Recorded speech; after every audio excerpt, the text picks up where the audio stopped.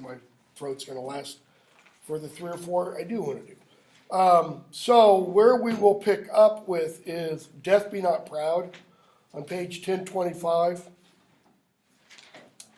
And then we'll do Batter My Heart on page 1348. And I apologize for Death Be Not Proud for having the wrong page number. I have no idea how that happened. Batter My Heart on page 1348. And then we'll do the 2 Emily Dickinson poems, Because I Could Not Stop for Death and I Know That He Exists.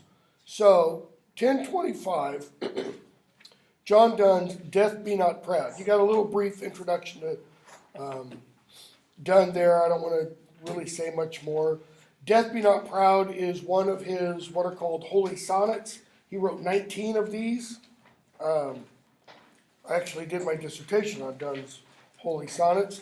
He wrote these in different sequences. So he writes 12, he pulls 4 out, writes 4 new ones, adds those 4, rearranges them, and then he does that essentially one more time where he writes 4 new ones, adds, pulls out, rearranges. So they're very hard to figure out how he wanted them read in what order. But this is one of the sonnets that's included in most of the sequences. Death be not proud, though some have called thee mighty and dreadful, for thou art not so. For those whom thou thinkst thou dost overthrow, die not, poor death, nor yet canst thou kill me. From rest and sleep, which but thy pictures be, much pleasure. Then from thee much more must flow, and soonest our best men with thee do go. Rest of their bones and souls delivery. So there's the octave. If this were an Italian sonnet, there's the first 8 lines, okay?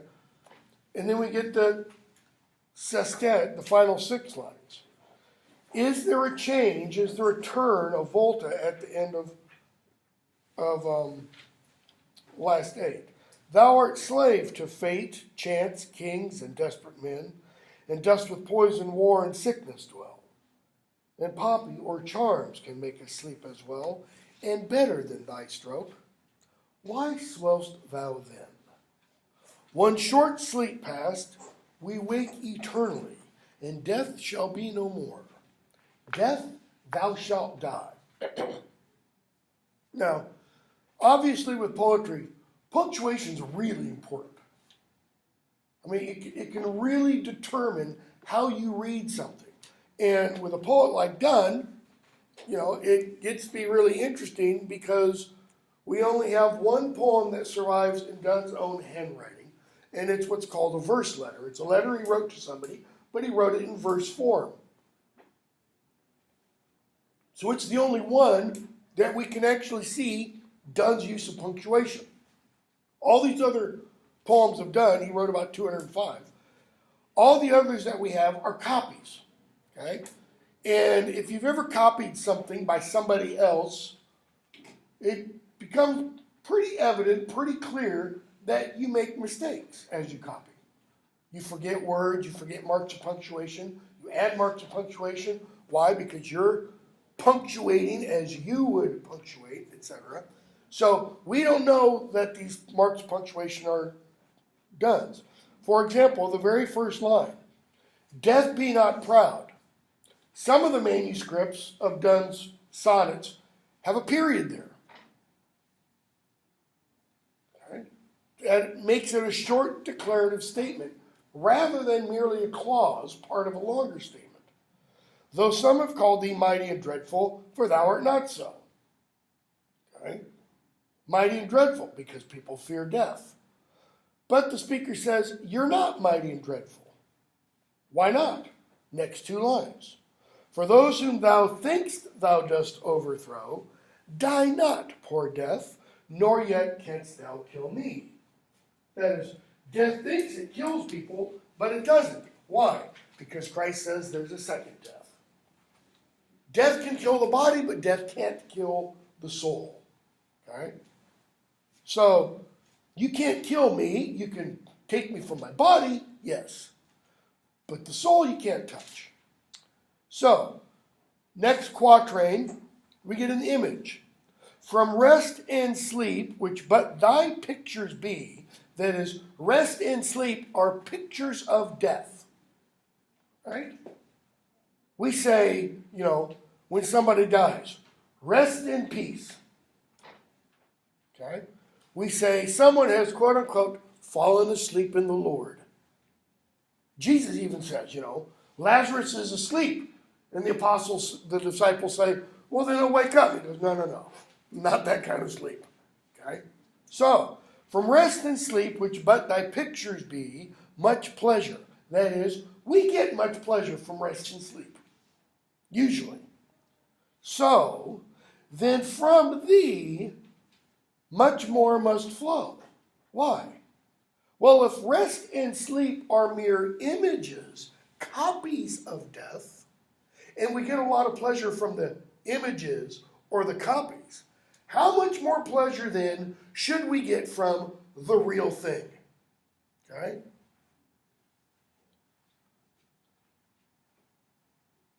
What's the pleasure we get from the real thing?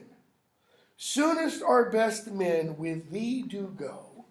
The soonest the best people of our age die, what? Rest of their bones and souls delivery. They finally, as Hamlet says, get to shuffle off this mortal coil. All the pains, agonies, aches of physical living. Which most of you in your early 20s, you don't have much. But believe me, you'll feel it later on. Thou art slave to fate. Can death deny fate? No. Thou art slave to chance. Somebody's walking across the street, bam, gets hit by a car. We call that what? An accident. It wasn't intentional. Okay? So chance. Thou art slave to kings. Can kings kill? Yes, they can. And desperate men, thieves, robbers, murderers. And dust with poison. Okay? War and sickness dwell. True, all those. And poppy or charms can make us sleep as well. What's he mean by poppy? Opium. They knew about the powers of opium in the 17th century. Poppy or charms. Charms is referring to other drugs. Okay? Can make us sleep as well. How? You overdose. And you just drift off to sleep. Notice, can make us sleep as well. And better than thy stroke. Why better? What happens when you put an animal down? What's the other phrase we use? You put it to sleep. What does the animal do? It's painless. Death normally is thought of as not being painless. Okay? One short sleep past, we wake eternally.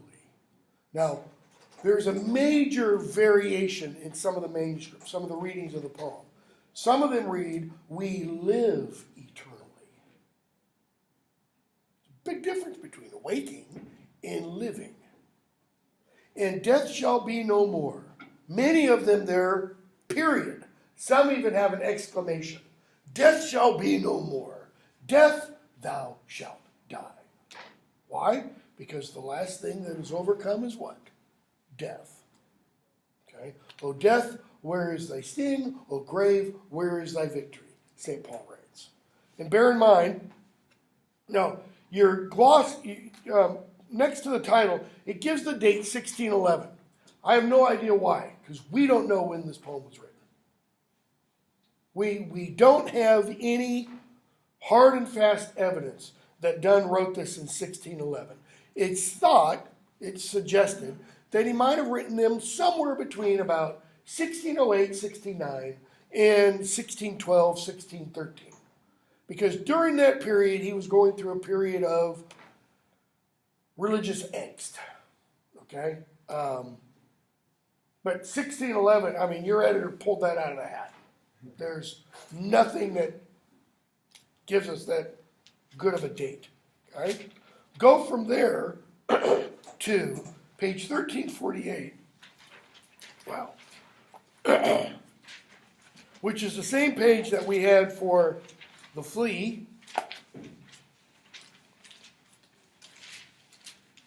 See, in this one, your editor dates 1610. No reason whatsoever. If anything, all of them but 3 should be dated roughly the same time period. And the 3 that shouldn't are the very last 3, 17, 18, and 19. And that's because they seem to be written after the death of Donne's wife in 1617. Okay? Batter my heart. Batter my heart, three-person God. For you as yet but knock, breathe, shine, and seek to mend. Is that how that first couple lines should be read? No, it's not. It should be, batter my heart. It's exclamatory, even though there's not an exclamation mark. Because what is the speaker saying? Break it. Batter is like, get a battering ram and break the doors open to my heart, God. Three-person God. Why? Trinitarian, theologically correct and all that. For you as yet but knock, breathe, shine, and seek to mend, that I may rise and stand, overthrow me, and bend your force to break, blow, burn, and make me new. I, like a usurped town, to another do, labor to admit you, but oh, to no end. Reason, your viceroy in me should defend, but is captive, and proves weak or untrue. Yet dearly I love you, and would be loved fain. Fain means in return. But am betrothed unto your enemy. Divorce me, untie, or break that knot again. Take me to you. Imprison me, for I, except you enthrall me, never shall be free, nor ever chaste, except you ravish me. So go back to the first quatrain. Batter my heart, three-person God, for you as yet but knock, breathe, shine, and seek to mend. Where does he get these images? Christ says, behold, I stand at the door and knock.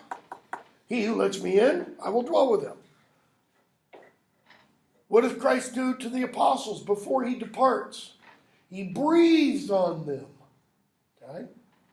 And then we see at the day of Pentecost, the Holy Spirit is breathed upon the apostles. Okay? Shine, from an Old Testament blessing. May the Lord make his face to shine upon you. Okay? And seek to mend. Why? Because of the frailty, the fallenness of creation. So, that I may rise and stand, the speaker is suggesting I am lying prone, prostrate. I can't do anything. So I can get up and stand before you, God. What? Overthrow me. How's that for paradox? That I can stand up, knock me down. And bend your force. Bend means direct. Put all your attention to what? Break, blow, burn, and make me new. Break, blow, burn, those are images from threshing. Go out in the wheat field, get some kernels of wheat in your hand. Do this. What do? You break the kernel. You break the husk. Blow that away so that what you're left with is the actual nut, the seed. Okay? But what do you do with what you blow away, the chaff? You burn it. Okay? Make me new. How? With the little kernel that's left. The part that's still good. Another image with the second quatrain. I, like a usurped town, to another do, labor to admit you. So, I am like a usurped town. What does to usurp mean? Close. To take the place of. So, in Hamlet, for example, Claudius usurped Hamlet's rightful position as next king of Denmark. Okay? So, I, like a usurped town, I'm like a town that has been taken over. I am due to another. Who's the other? not the one that has usurped me. It's God. I do what? I labor to admit you. I'm trying to let you in, to open the doors, so to speak. But to no end, to no purpose, or not really, without success, without fulfillment. Okay? Why? Reason, your viceroy in me. What's a viceroy? We have one, actually. We just don't call this person viceroy, because roy means king. Vice president. What's the purpose of the vice president? To back up the president. The purpose, constitutionally, the sole purpose of the vice president is to be there in case something happens to the president. It's it. It's totally a ceremonial job. It's essentially to sit off in the shadows and hope and pray, depending upon your vice president, nothing happens to the president. Or to hope and pray something does happen to the president so that the vice president becomes president. So reason is God's vice president in me. That is, reason is your representative in me. So what should it be doing? It should be acting like God. It should be acting totally rationally. And it, me, should defend. But is captive. That is, reason, like my usurped town, is also usurped, but is captive and proves weak, ineffectual, or untrue. Untrue doesn't mean false. It means disloyal. Okay? Yet dearly I love you, and would be loved fain in return. But am betrothed unto your enemy. That is, betrothed, promised to, engaged to. Wow! How do you get engaged to the enemy? Sin. That's it. Sin. Okay? So, the speaker then addresses God and tells God, you've got to do something. Divorce me. And it doesn't mean divorce yourself from me. It's divorce me from my betrothed. How? God is the judge. Judges can issue writs of divorcement. Okay? So, divorce me, untie, or break that knot again. So, marriage, betrothal bond, we're tied, we are bound together. So, break all that, God. Take me to you. Imprison me. Well, that doesn't sound very warm and inviting and loving. Imprison me. Why? For I, except you enthrall me. There's that word enthrall again, which we saw in La Belle Dame Sans Merci. The beautiful woman without mercy has you enthralled. What's it mean? Make me your slave. Okay? Except you enthrall me, never shall be free. Paradox again, right? How can you be a slave and yet be free? Nor ever chaste. Chaste doesn't necessarily mean sexually pure. It can. But it just means pure. Nor ever chaste, except you ravish me. Ravish has two meanings. One is rape. Unless you sexually take me. So, I can't be sexually pure, God, unless you sexually take me. How? What? When I was working on the Holy Sonnets, actually before then, when I was a graduate student, it's one of the things that got me interested in it. Well, now that sounds wrong. There was an article I read called Donne's Divine Rapist. And it was about this holy sonnet. Okay? Is he telling God to rape him? No. What's the other meaning of ravish? remove me from this situation. Okay? I can't be pure where? Here. Here. This earth. This world. Unless you what? Remove me from it. Notice the agency throughout the poem. The poet is saying what? I'm powerless, God. You know, it's the first step in the Alcoholics Anonymous or any 12-step program. It's to what? Admit you are powerless to do it yourself. You know, Jesus never tells the apostles, you know, you can do this. Come on, you just got to try harder. You just have to have more faith. No. What does he say? Repeatedly. With man, this is impossible. But with God, all things are possible. So, I can't do this, but you can do it. That's why he says, very first line. Last line kind of takes us full circle back to the first line. Batter my heart. You have to break into me. Okay? Go from there to 1062. So, but going backwards. 1062. Emily Dickinson. I don't know what you know about Emily Dickinson. She's kind of an odd bird. Had one real love in life. Never, anything never, nothing ever came of it. And she pretty much lived as a recluse the rest of her life. When she died, her house was found, I'll use this word, littered with paper. And on that paper were written all of her poems. I mean, like envelopes, notes, scraps, just all over the place. Okay? Because I could not stop for death.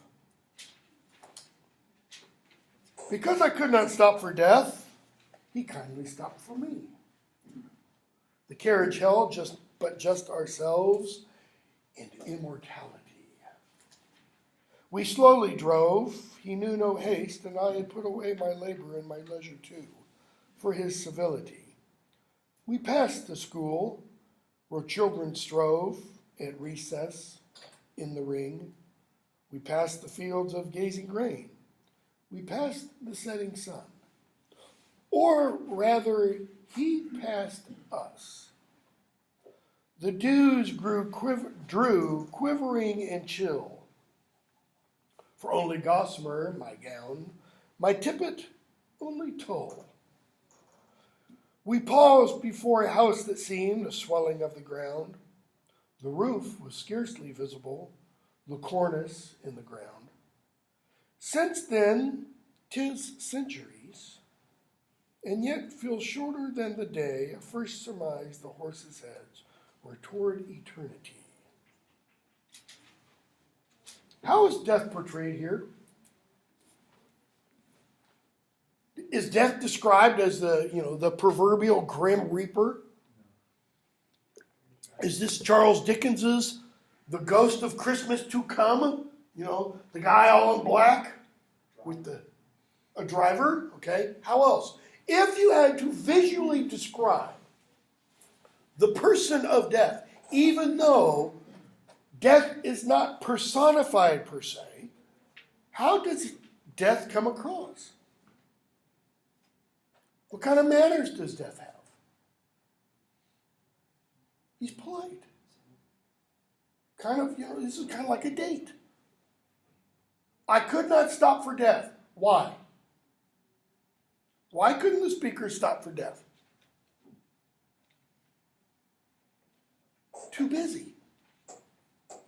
There is a Middle English play called Everyman. It's in your book, I think. And in the play Everyman, it's one of the morality plays. It's an allegory.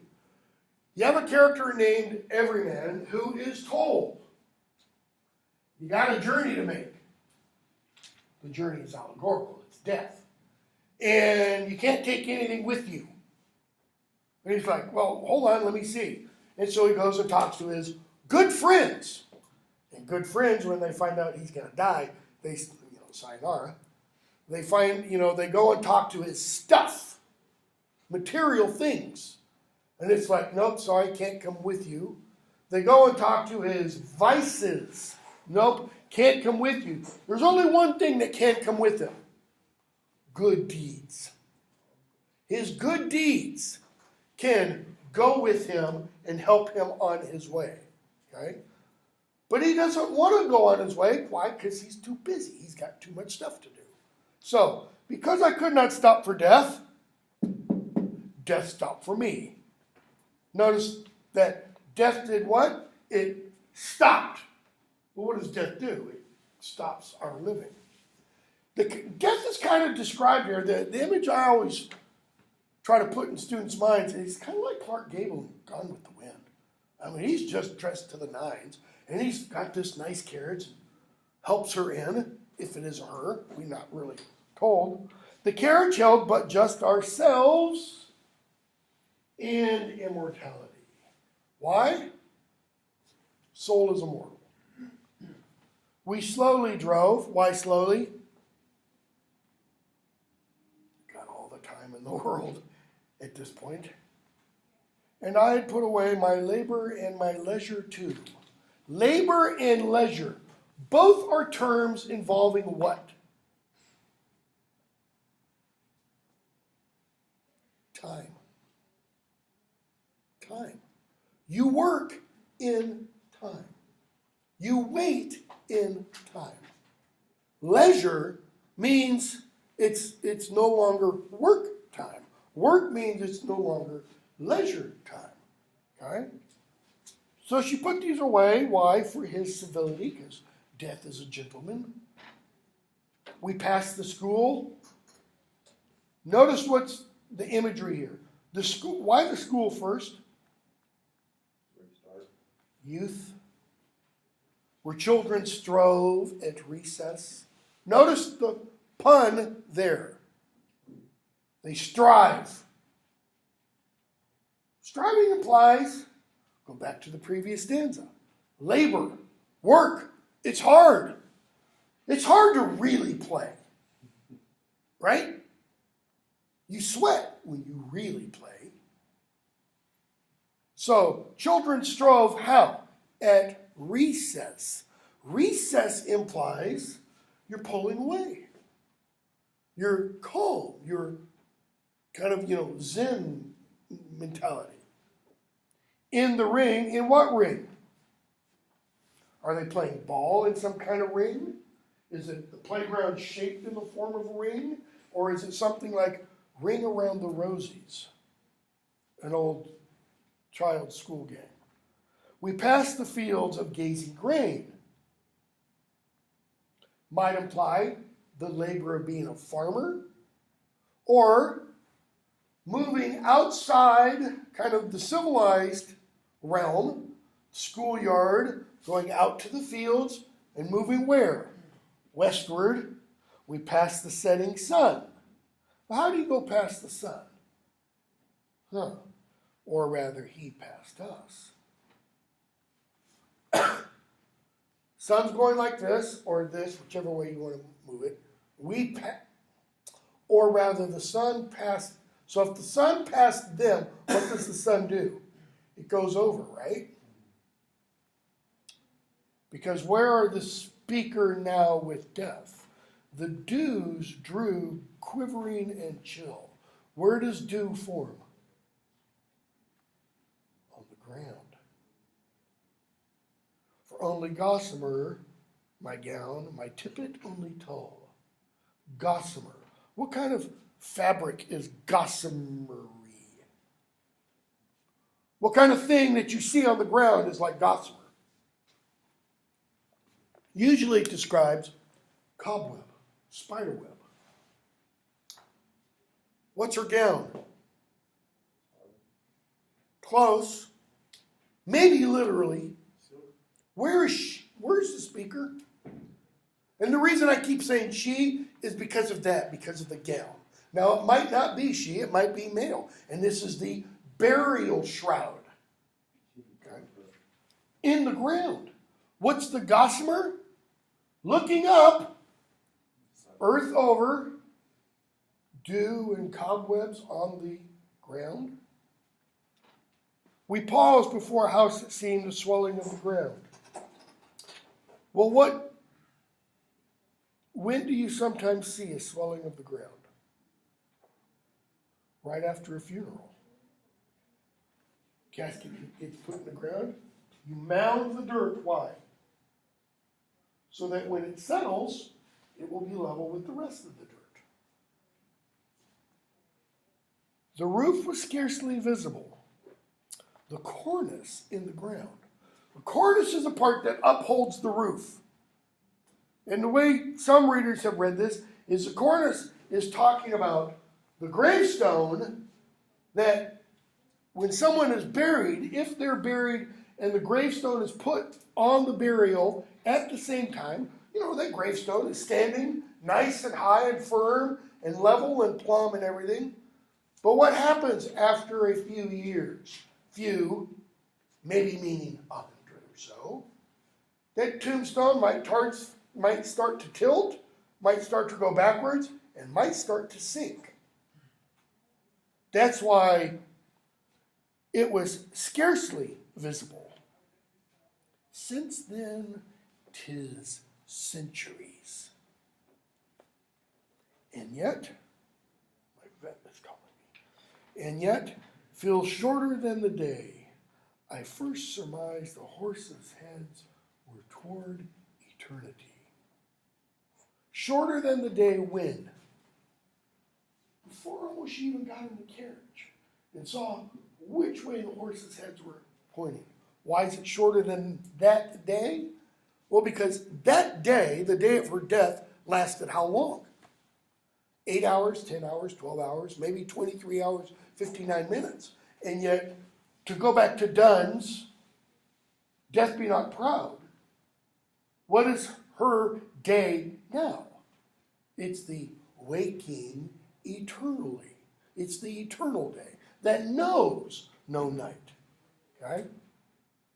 Go from there, we're going to be done soon, to 1080.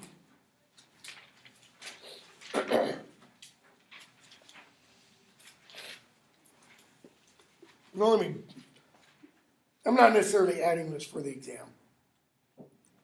But look at the little short poem just before I know that he exists. Faith is a fine invention. Faith is a fine invention when gentlemen can see, but microscopes are prudent in an emergency. It's a limerick, right? Okay? It's a great invention when gentlemen can see. Is she talking about? She's not talking about seeing with the eyes. She's talking about seeing with the eyes of faith. But microscopes, that's what you want in an emergency. What kind of emergency? A bodily physical illness. Okay? I know that he exists. I know that he exists. Simple declarative sentence. Somewhere in silence, he has hid his rare life from our gross eyes. Now, notice the he is capitalized. Usually when you capitalize he, who does it refer to? God. Okay?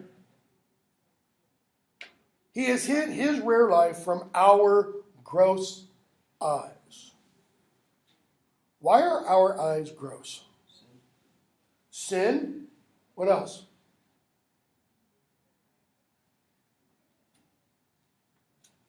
Gross can mean common. And notice it's juxtaposed with his rare life. Okay? 'Tis an instant's play. What is an instant's play? What comes next? 'Tis a fond ambush, just to make bliss earn her own surprise. But should the play prove piercing earnest, should the glee glaze in death's stiff stare, would not the fun look too expensive? Would not the jest have crawled too far? So let's go back to the beginning. I know that he exists. Know is a verb that indicates what? It's knowledge. It's not faith. Okay? Somewhere in silence, he has hid his real life from our gross eyes. Right? How many people you know, maybe yourself, walk around and you daily see God? Or you walk around and you're just talking and you talk to God. God talks back to you and everybody else hears thunder, like St. Paul and Damascus Road experience. No. He has hid his rare life, that is his being, from our gross eyes. What did on Mount Sinai God tell Moses? Moses said, let me see you. And he said, no, you can't. If you see me, you'll die. Tell you what I'll do. Hide yourself in that cleft of the rock. I'll go past you. I'll cover you with my hand. And you can look at my backside. Look at my bum as I go by. Okay? What's the instant's play? A fond ambush just to make Bliss earn her own surprise. She's getting at this idea that every now and then God does what? Kind of pulls the veil and goes, look, I'm here. I'm showing you. Okay? Notice, it's a fond. Fond means what? Foolish. It's a foolish ambush to make Bliss earn her own surprise. That is, to be surprised at Bliss. But what happens if the foolish ambush, the play, if it should prove piercing earnest? Rather than God going, peekaboo, look at a new parent with a baby.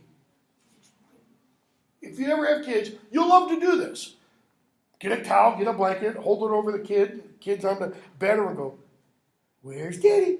Peekaboo, and the kid goes all crazy. The speaker is saying the same kind of thing. Okay? But what happens if the play, the momentary glance, instead becomes piercing? Because piercing does what? Ugh. Should the glee means joy, happiness. The TV series Glee, it's about what? Or it was about what? Anybody ever saw it?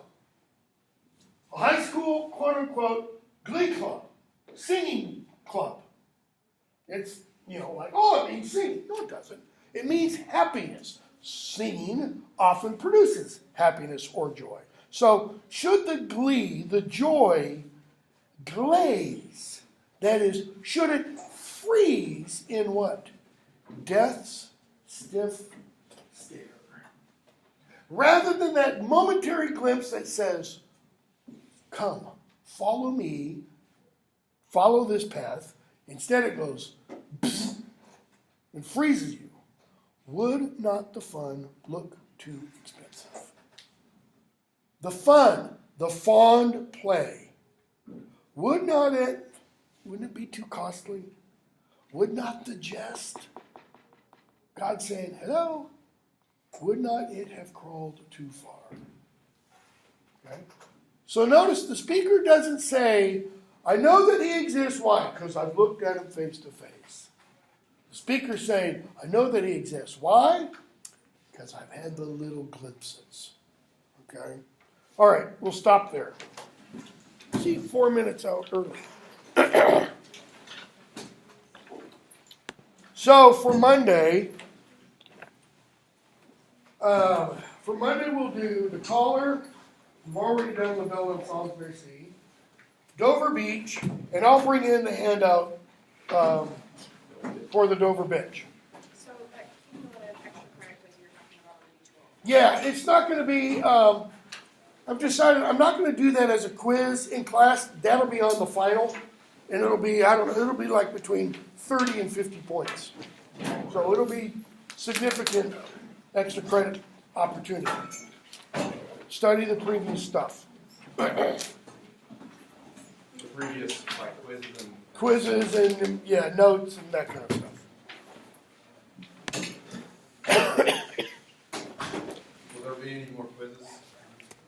Um,